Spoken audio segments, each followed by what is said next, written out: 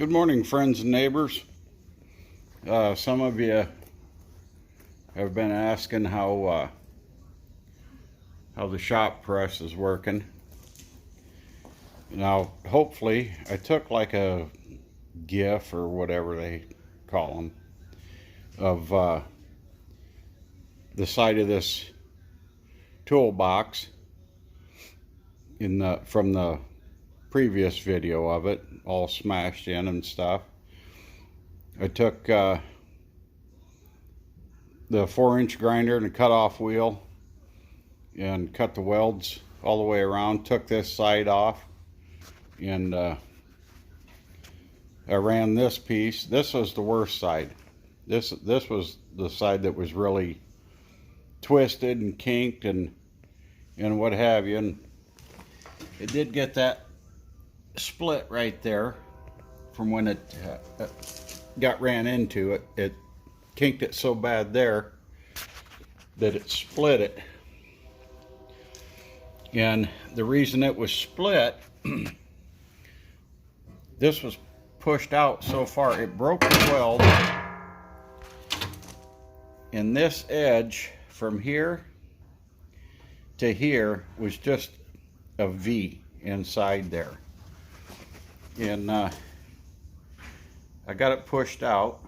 I used the old cheapo Porta Power that I have to push that out, but it got the majority. I mean, it's not perfectly straight, but it is a damn sight better than what it was. The bottom of it here is still all buckled in, so I got to put a wooden block in the bottom, and I'll put the Porta Power and a wooden block across the top so it spans more area. Put the Porta Power, or I got a 6-ton jack or a 2-ton jack, and work that bottom back out. If you hammer this aluminum, it will damn sure crack and bust. Flip this over. But just by cutting that side out,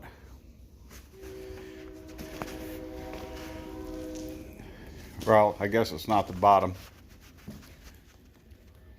it's the front down here that's all caved in. I need to put blocks of wood and Porta Power, straighten that out. But when I cut that side out, it was sprung so bad that when I made the last cut, that thing, it just banged, you know, back into some shape. But this side here isn't bad, so I'm not going to cut it out. And these front parts, I'm probably going to cut them off that stick out, and the reason is there was actually 2 steps here. There was one there and a step up here to climb up on the deck of the truck, but it's not going back on a truck, so I think I'll just take a cut-off wheel and cut both of those off, so it's just flat on the front. And there was also a step up here, well, not a step, but that grate up there on top, and I'm not going to put it back on, so I'll cut that off. So anyway, it still needs a little work, but it's getting really close, and I haven't spent much time on it. And what I'm going to weld these corners back up on that door frame and try to use on this. I went up to Harbor Freight, where I got the press, and I'm going to use this Aluma-Weld and try it with the MAP gas and see if that works. If it doesn't, I may try the torch and a brazing head on it. And if that doesn't, if I'm not having any luck with that aluminum weld, I'll just get some aluminum angle iron and drill holes and put pop rivets side back on, because like I said, we're just going to use it for a storage box up by the house, and I'm also thinking about painting it. I don't know what color to paint it, but get rid of that old dingy gray. And but anyway, it's just going to be used for a storage box up by the house. Penny's little air compressor and extension cords and stuff like that will fit in there. But anyway, some of you asked how I like the press. It works good. Yeah, it's not a $350 press or anything like that, but for what I'm going to use it for, I don't really see it getting sprung. And what I don't like about it, okay, this big long jack handle, you know, yeah, if you got a big piece in there, you know, then you can't get, well, I can't get my belly up close if it's, you know, like that. You know, you got to stand clear back here, off to one side or the other. So I got plenty of pipe. I'm going to make a shorter handle to stick in there, and then open and close this all the damn time. I'm sorry, my camera work, I'm not watching. You know, you don't need this big long handle. So more than likely I'm going to make up some kind of a knob, maybe like a water faucet knob or something, put on there. So, because I mean, you don't, when you close that, you really don't need to put the VUS on it, you know, channel locks and all that crap to stop it. So the big long handle is the only real drawback, you know, for the light, smaller things like taking the bends out of that plate. You know, you're up and down, up and down, up and down, up and down, moving across the plate, moving across the bend, and that big long handle is just a pain that way. Also, these eye bolts, they're plenty long. They don't need to be that long. It won't even pull the, I mean, I got a lot more thread. I got to tighten these up, but it doesn't quite pull that jack all the way back to the top. You'll be at the end of your threads before, excuse me, you get enough tension on those springs to do that. But yeah, it works good. I can see, you know, having the air jack on there, especially for like bending that plate back where you're trying to follow the bend, you know, and you're pressing here, pressing there, pressing. Yeah, the air jack would have been a lot faster, but if you don't let this jack go all the way back up, then you're not having to, you know, if you're keeping it just high enough to move your plate and then jack it down, press again, raise it up just enough to move your plate, then it's not so bad. So anyway, that's it. It works great. It works good. It works good enough for you know, the stuff we're going to be using it for. So that's what I think about it. You know, it was well worth the money. And even if I had to pay full price without the coupons and the hot deal and all that, it would have been worth it. For 3 years I've been putting off getting that. But anyway, so it works good. It works good. And yeah, this is just aluminum. I realize that, but like I said, it'll work good for what we need it for. I want to tell you, you guys, if you're in need of a gasket, like a water pump gasket or a water jacket gasket, you know, for your thermostats in your old tractors and cars and stuff, the Coke box or a beer box, you know, that stuff it's good gasket material. Try it sometime. You'll find out. So anyway, that's that little project. But what I really got to get doing today, we're done. Matthew's not home, so I don't know how much shed cleaning is going to happen. I need to get that refrigerator out here, put it in the basement again.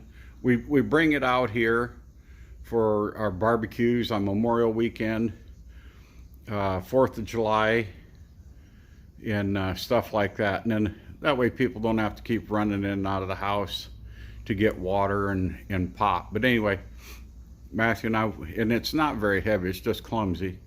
Take the refrigerator back out of here, put it down in the basement, because I'm going to build a smokehouse, just a small smokehouse, and I want to smoke some pork belly and other things also. But the project that I got to get working on is the radiator on old Ranger. And I think it was back in the spring, Matthew and I had the radiator out. I know the sun's gonna screw me. I'll get over here. We had the radiator out and we soldered it. And this tank, it was broke all across the front when I got it. And they had gobs of who knows what in there. And Matthew and I took it out and we fixed. It was really bad for about, no, let's see, probably about seven inches or so. It was really bad. And I mean, you could just about throw a cat through the damn crack in it. We got it all sealed up, but right down in here, I believe it is, there's rusty water and antifreeze laying there now. You start it up, let it warm up, and you open the hood and it's a boy, you know. So I got a hole right here in the center, and I'm going to give it one more chance of fixing. And if it doesn't work this time, I talked to the guys at AutoZone. I can get a new radiator for and it's I think it's a 3-core. I can't tell what this is. If this one's, yeah, I'm sure this one's only a 3-core also. You can't see down in there. But $150, I can replace it, you know, and get rid of the ass ache. You know, because winter's coming on. And so I'm going to clean this up, and the cleanup is the hardest part, trying to get down in there without taking the radiator out. Is that the only hard thing about it? Draining all the water and antifreeze out, you lose all that shit again. But getting it cleaned out, I'm going to solder it one more time. And right there where the little pinhole is. And give her one more chance. If that don't work, I'm going to AutoZone and alleviate the problem. So, but like I said, it's not a real big pain in the hardest pain in the ass. You see that down there at the very bottom, down there, my transmission line, it was all froze up and rusty, and it broke the last time we took it out. But otherwise, you got 4 screws down each side on the shroud. Let the shroud back, and then your 2 transmission lines down below, and then there's 2 bolts on each side, hold the radiator on, and pull your upper and lower radiator hose off to get it out. But I'm not even going to give it all that. This is going to be the last hurrah. So anyway, that's first thing on the agenda, and I don't know if I'm going to even bother showing that. I thought about just soldering this, taking the radiator cap and peeling off this lower gasket, and maybe cutting the spring in there, and then putting like a gallon jug or something down here, running the overflow hose in it, so you're not really under a lot of pressure like the new vehicles have the overflow tank and crap. So I thought about doing that, but shit, $150, put a new radiator in it if our last solder job there don't work. I do have some silver solder, but it takes a lot of heat for that, and I'm kind of afraid that the core will give up the ghost if I put that much heat to it, or braze it. Maybe once I, if I have to get a new radiator because solder won't stay, then I'm going to try the silver solder. You just know it. So that's probably where I'm going to leave you at. And Saturday morning, Matthew, he's not home yet. He's going out to hoop it up with his buddies tonight. Celebrate. I guess they're all going to get together somewhere and celebrate his birthday. So yeah, I think we're going to leave you there.